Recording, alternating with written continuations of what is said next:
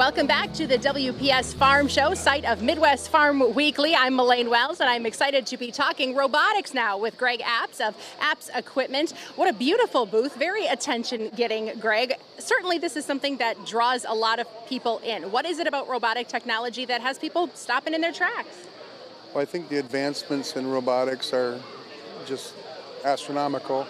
Over the past, we've been doing robotic milking for over 20 years, but now the robots are getting much faster, much more accurate, and the cost of ownership is down considerably over the last 20 years. Who do you see considering robotics that maybe even 10 years ago looked and it wasn't the right fit? Who now should take a second look? So that's a kind of a loaded question, but to be honest with you, almost anybody. Okay. Because you're single, small dairy who wants to keep dairying, or they want their children to buy into the farm or whatever. That's not possible if you don't have, otherwise you're tied down for 365 days a year, 7 days a week. Whereas also in the large dairy, it's cost of producing 100 pounds of milk.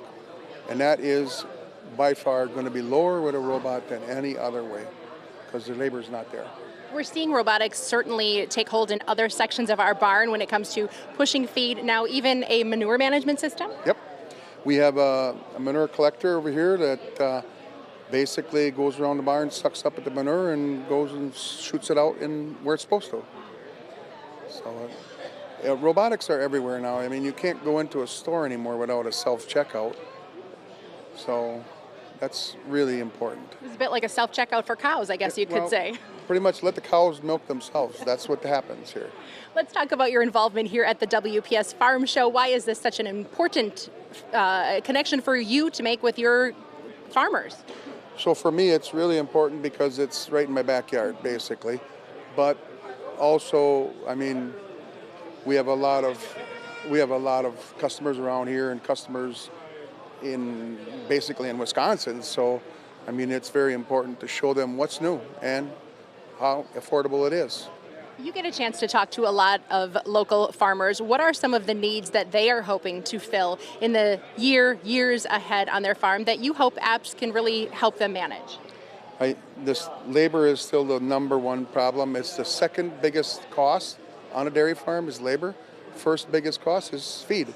Well, then there's labor second, and that's all they're talking about nowadays. So next steps, if we're watching and wondering if this is a solution for our farm, you can retrofit a lot of facilities or certainly build new and make these systems work for your farmers. Absolutely. We've even gone one step further. This building behind me is basically 8 by 12 or 8 by 16, I think it is. But it's deliverable with the robot in. We set it in place, plug it in and play. So that's how automated our system has gotten to putting them in.